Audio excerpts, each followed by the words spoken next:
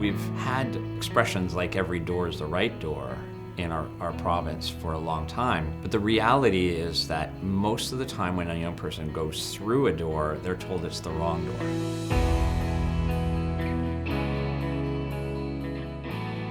I'm Steve Mathias, and I'm the Executive Director of Foundry.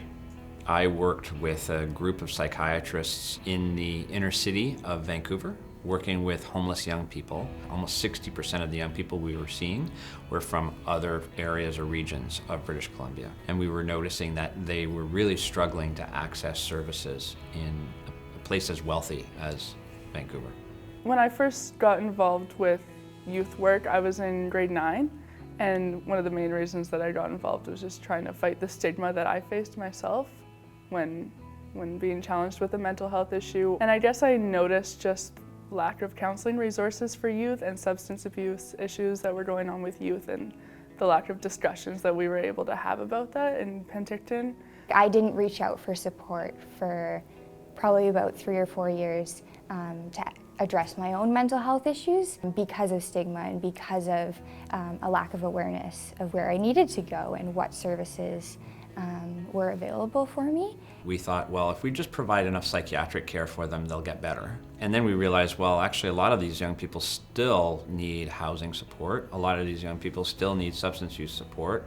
They need income assistance. It was just this incredible amount of care and service that was missing for these young people. And so we started to bring all these services together. And then we started to actually see some improvement for those young people in the quality of their lives as they were able to reconnect with their community. We found really strong partnerships with the nonprofit organizations or the community organizations that were willing and only too happy to work with some physicians or psychiatrists who wanted to do outreach. So when we realized that young people, yes, wanted outreach, but they also wanted their own space to get help, the idea of Foundry really started to materialize.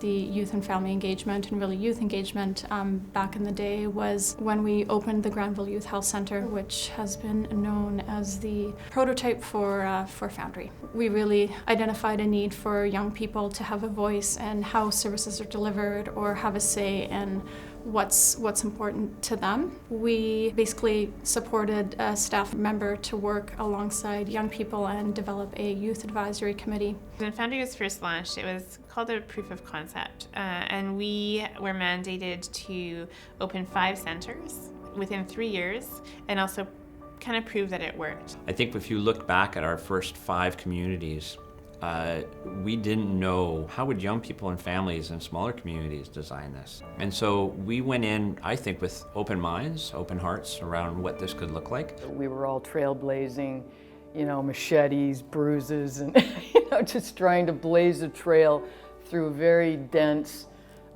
thick jungle. We were the 3rd Foundry to open, but we were in that first group of 5 communities that were chosen to roll out this Foundry model. Certainly over my 31-year career in youth and family mental health and addictions, by far that's the hardest thing I've ever done, and at the same time also the most rewarding.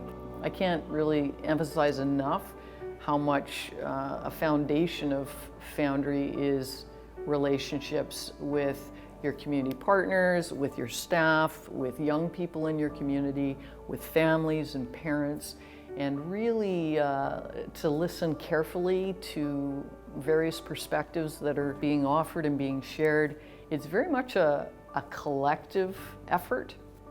The key piece was learning about peer and family engagement and to the extent of what that would mean within our center and what that would mean in our community going forward. Creating youth advisory committees, family advisory committees, so that they would sit alongside the leadership team was obviously new and revolutionary in many ways. When I first heard about Foundry, it was called the BC Integrated Youth Services Initiative, and right from the very beginning there was a plan to develop one shared provincial brand so that young people and families would recognize it and know where to go for help. And that We knew from the very beginning as well that that brand had to be developed with and for young people and families, and required a lot of engagement with them in order to get it right. We consulted and engaged with young people in communities across BC, as well as service providers and our lead agencies. What they liked about the word Foundry is that the word found was in it. And so if you're looking for a caring connection and service, the idea that you can find yourself here at Foundry really resonated. I went to Foundry, and it was definitely a very different experience, having everything located in the same building. I was able to be referred from one person to the other without having to change locations and have to wait in another line. It was very much a community. Just over the last several years, Foundry Central has grown so much itself that the next wave of foundries will have a very different experience, because there'll be much more support for them, and major pieces of work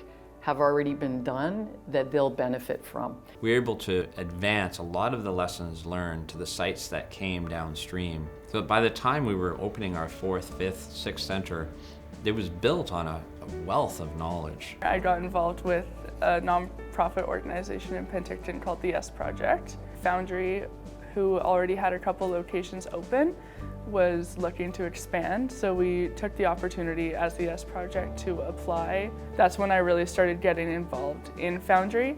Foundry is absolutely amazing at involving youth and families in making the decisions, and one thing that they say themselves is, well, if we're trying to find solutions, we might as well just go to the experts, right?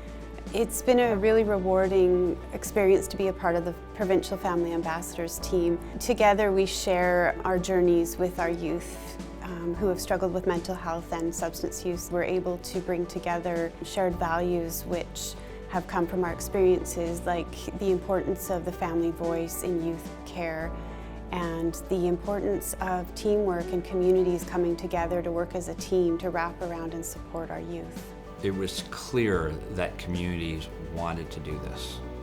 They just didn't have a name for it. They wanted to work together. They wanted to provide better care for young people. But now that we've been able to name it, it seems like that's caught fire. It's completely changed my life, honestly, and the whole Foundry network has not only helped me with my own mental health issues, but also with my own leadership issues and what it means to be a powerful youth in my community, and how to make a difference on a larger scale if you really want to. Now that Foundry has helped me get to a better place, I'm now able to make it so that other people might not have to struggle in silence for multiple years before having to reach out for services. If I look back at say 10 years ago, I think there was probably a sense of pessimism, maybe even despair about what it would take to actually change the system. Today, I think that despair has really shifted. We're seeing it happen now more and more. And the hope that I have is that young people in the future, when they're in a community where there's a Foundry Center, there's a confidence that they can get the help they need.